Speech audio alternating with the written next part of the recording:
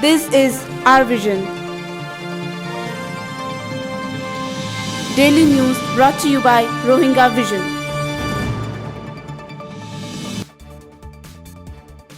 မင်္ဂလာပါခင်ဗျာ2016ခုနှစ်ဇန်နဝါရီလ20ရက်ဗုဒ္ဓဟူးနေ့အတွက် Arvision မြန်မာဘာသာသတင်းစီစဉ်စတင်တင်ဆက်ပေးပါတော့မယ်ခင်ဗျာ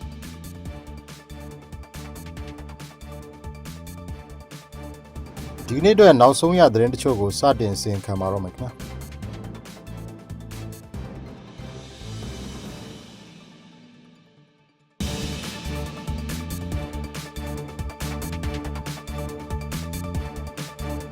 ရခိုင်ပြည်နယ်အစိုးရဖွဲ့တဲ့အခါမှာရခိုင်မျိုးသားပါတီ ANP ကဝန်ကြီးချုပ်နေရာမရဘူးဆိုရင် ANP အနေနဲ့ဘယ်အစိုးရနဲ့မှလုံးဝပတ်သက်ခြင်းလုံးဝမဟုတ်တော့ပဲအတိုက်ခံနိုင်ငံရေးပါတီအနေနဲ့ရပ်တည်သွားမယ်လို့မနေ့ကကြေညာချက်တစ်စောင်ထုတ်ပြန်လိုက်ပါတယ်။တနိုင်ငံလုံးအတိုင်းအတာနဲ့ရွေးကောက်ပွဲအနိုင်ရခဲ့တဲ့အမျိုးသားဒီမိုကရေစီအဖွဲ့ချုပ် NLD ပါတီကပြီးခဲ့တဲ့သတင်းပတ်ကရခိုင်ပြည်နယ်အစိုးရကိုဥဆောင်ဖွဲ့စည်းမယ်ဆိုတဲ့ပြောဆိုချက်ကိုဒီရခိုင်ပြည်နယ်အတွင်းလွှတ်တော်ကိုယ်စားလှယ်အများစုအနိုင်ရထားတဲ့ ANP ပါတီဥက္ကဋ္ဌဒေါက်တာအေးမောင်ကတော့ဒီအချက်ပေါ်မှာဝေဖန်ပြောဆိုတာတွေတွေ့ရပါတယ်။ရခိုင်ပြည်နယ်အတွင်းမဲအများဆုံးရထားတဲ့ရခိုင်အမျိုးသားပါတီ ANP ကသာရခိုင်ပြည်နယ်ဝန်ကြီးချုပ်နေရာကိုရတင်ပြီးတော့ပြည်နယ်အစိုးရကိုလည်းဥဆောင်ဖွဲ့တင်တယ်ဆိုပြီးတော့ ANP ပါတီဘက်ကပြောလာတာဖြစ်ပါတယ်။အမျိုးသားဒီမိုကရေစီအဖွဲ့ချုပ်အနေနဲ့ရခိုင်ပြည်နယ်အစိုးရဖွဲ့စည်းနိုင်ရေးအတွက်ဆွေးနွေးဖို့ဆန္ဒရှိတယ်ဆိုရင်လက်ခံဆွေးနွေးသွားမယ်ဆိုပြီးတော့လေဒီ ANP ကမနေ့ကရက်စွဲနဲ့ထုတ်ပြန်လိုက်တဲ့ကြေညာချက်မှာဖော်ပြထားပါတယ်။ NLD ပါတီအနေနဲ့ဒီမိုကရေစီဖက်ဒရယ်ပြည်ထောင်စုစနစ်ကိုဦးတည်တည်ဆောက်မယ်ဆိုရင်တော့ပြည်နယ်ထဲမှာမဲအများဆုံးအနိုင်ရထားတဲ့ပါတီအပေါ်အလေးနက်ထားဖို့လိုအပ်တယ်ဆိုပြီးတော့လေ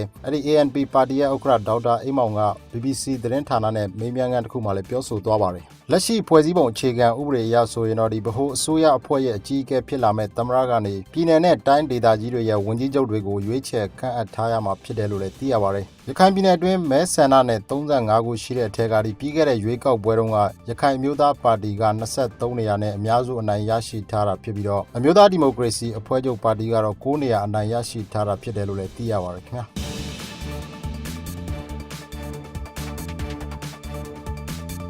မြန်မာနိုင်ငံကိုရောက်ရှိနေတဲ့အမေရိကန်လက်ထောက်နိုင်ငံသားရေးဝန်ကြီး Tom Malinowski ကမြန်မာနိုင်ငံမှာမှီတင်းနေထိုင်ကြသူတွေအကြားလူမျိုးဘာသာအသားအရောင်မခွဲခြားပဲအပြန်အလှန်နားလည်တီးခတ်မှုနဲ့ဤပညာတိုးတက်ဆန်းသစ်မှုတွေနဲ့အတူခေတ်သစ်ထူထောင်ကြဖို့တိုက်တွန်းလိုက်တယ်လို့သိရပါတယ်။ National Identity လို့ဆိုတဲ့ဒီအမျိုးသားလက္ခဏာသတ်မှတ်ချက်ဟာအမေရိကန်ပြည်ထောင်စုမှာတော့လူမျိုးဘာသာကိုအခြေမခံပဲ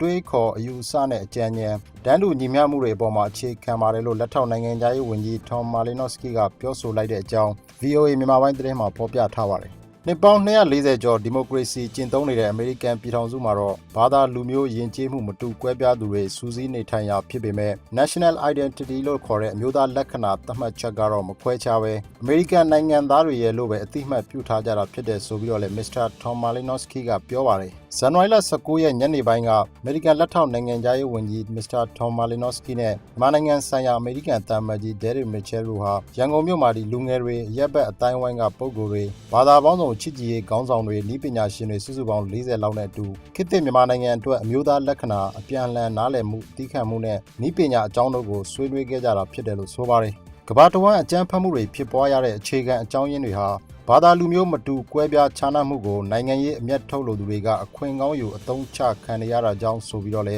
လက်ထောက်နိုင်ငံသားရေးဝန်ကြီး Mr. Tom Malinowski ကထောက်ပြလိုက်ပါတယ်။အမေရိကန်အစိုးရရဲ့ဒီမိုကရေစီလူ့အခွင့်အရေးနဲ့အလုပ်သမားရေးရာလက်ထောက်နိုင်ငံသားရေးဝန်ကြီး Mr. Tom Malinowski ဟာဇန်နဝါရီလ18ရက်နေ့ကနေ19ရက်နေ့အထိမြန်မာနိုင်ငံကိုရောက်ရှိနေတာဖြစ်ပြီးတော့တနင်္လာနေ့တုန်းကတော့ဒုတိယနိုင်ငံသားရေးဝန်ကြီး Mr. Anthony Blinken နဲ့အတူနေပြည်တော်မှာမြန်မာအစိုးရခေါင်းဆောင်တွေနဲ့လည်းတွေ့ဆုံခဲ့တယ်လို့သိရပါတယ်ခင်ဗျာ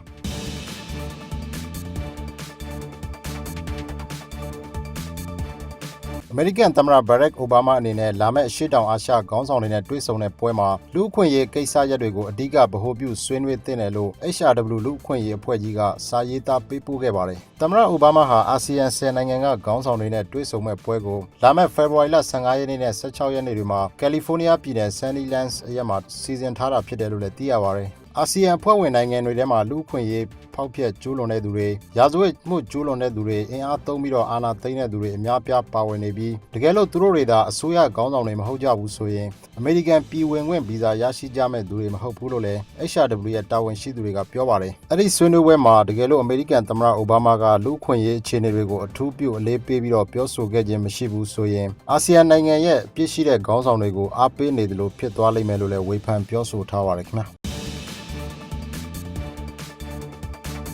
Follow us for more updates.